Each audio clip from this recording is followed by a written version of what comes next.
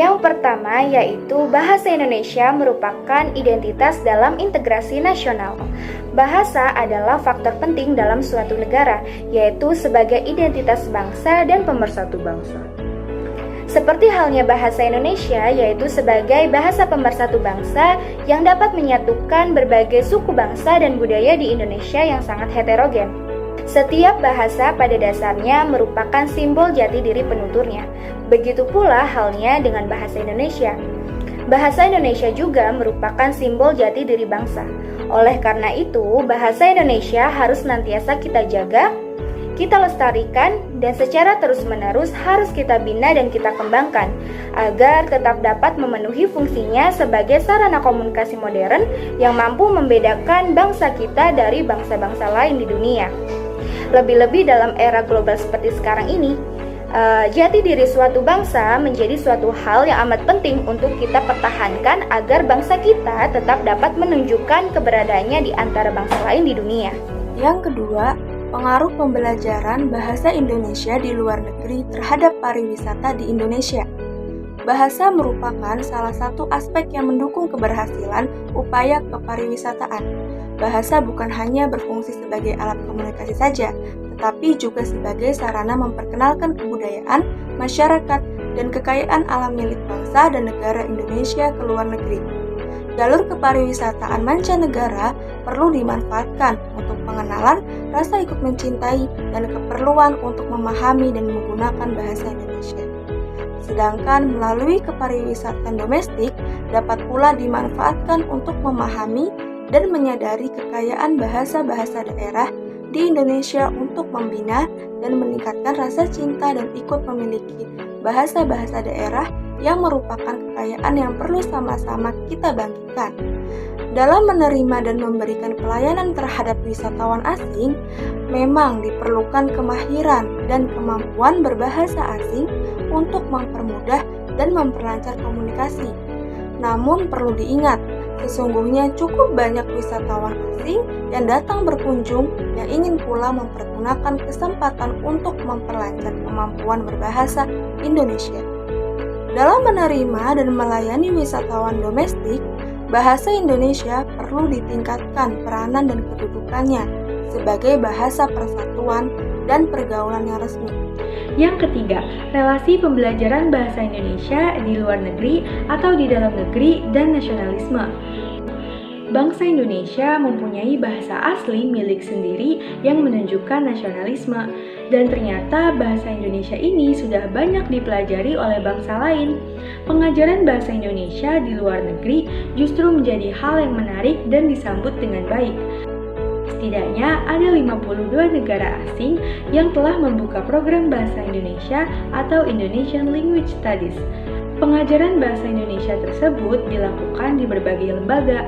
Lembaga-lembaga tersebut umumnya berupa tempat kursus, universitas, sekolah, dan sekolah Indonesia di luar negeri. Di antara kelompok yang secara tidak langsung turut membantu penyebaran bahasa Indonesia adalah para pelajar atau mahasiswa yang belajar di luar negeri. Selain itu, para pekerja dan seniman Indonesia yang berkiprah di sana juga memiliki peran yang sama dalam hal tersebut.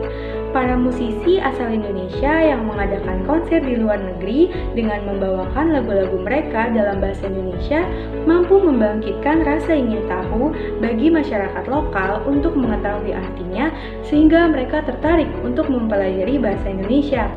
Hal ini membuat rasa nasionalisme bangsa Indonesia semakin kuat dan pastinya bangga dengan bahasa sendiri, yakni bahasa Indonesia. Yang keempat, perkembangan pembelajaran bahasa Indonesia baik di dalam maupun di luar negeri.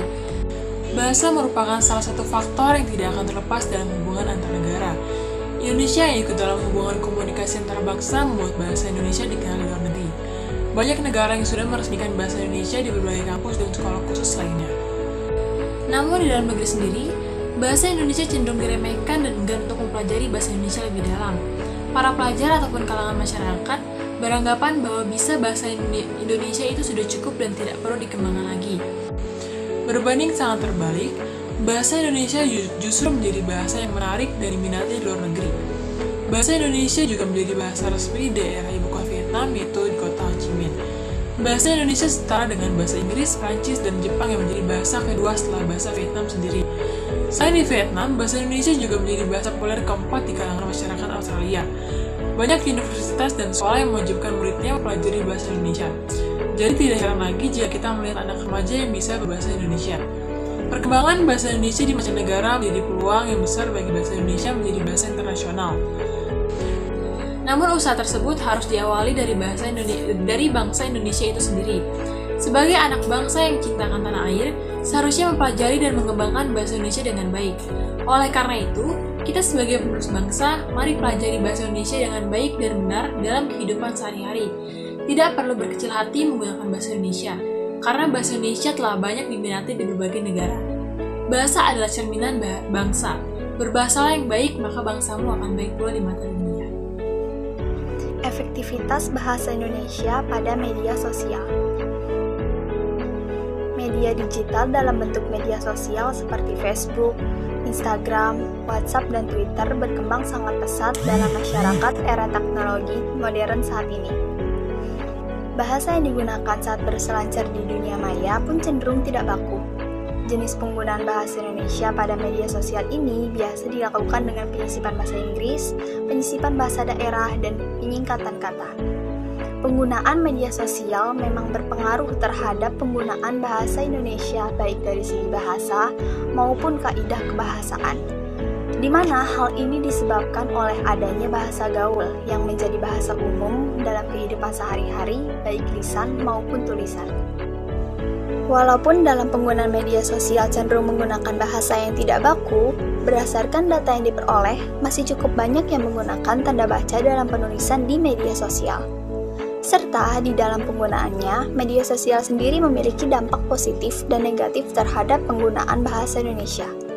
Oleh karena itu, efektivitas bahasa Indonesia pada media sosial memang diperlukan, namun dari kita juga harus bijak dalam menerapkannya.